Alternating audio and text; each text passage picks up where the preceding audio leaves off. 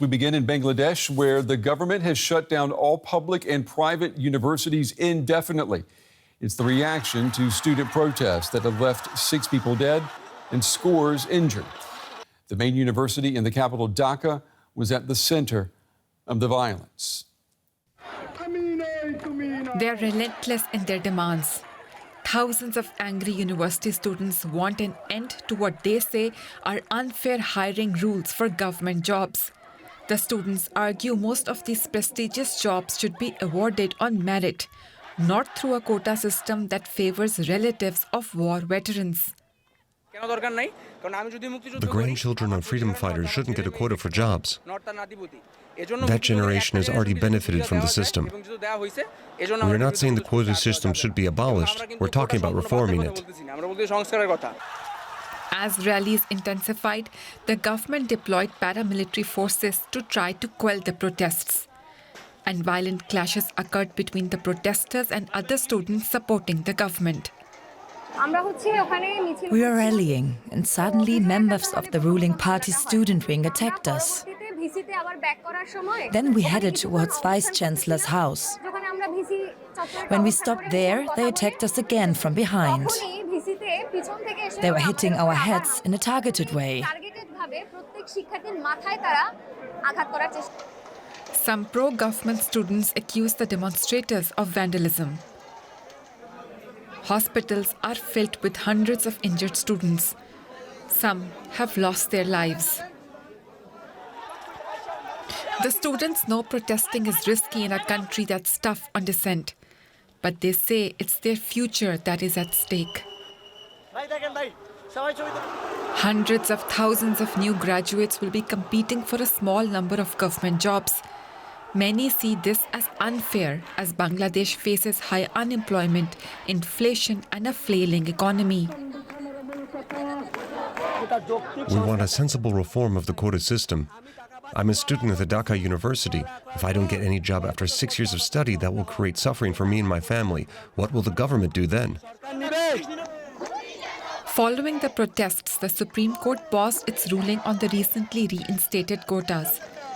But the students say they will not stop protesting until they are permanently removed.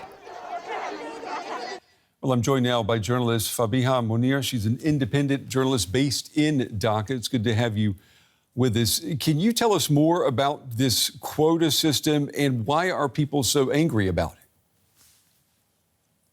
You can see that 56% of government jobs in Bangladesh are reserved.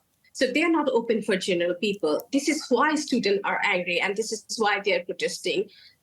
Because the students believe that this quota system is unfair and discriminate against meritorious candidates. So now, the protests against revival of civil service job quota system have continued for more than 2 weeks, and some of the protests have turned deadly. And so if these jobs, if at least 50% of these jobs are reserved from the beginning, what does that mean then for new graduates in Bangladesh? What are their prospects for finding work?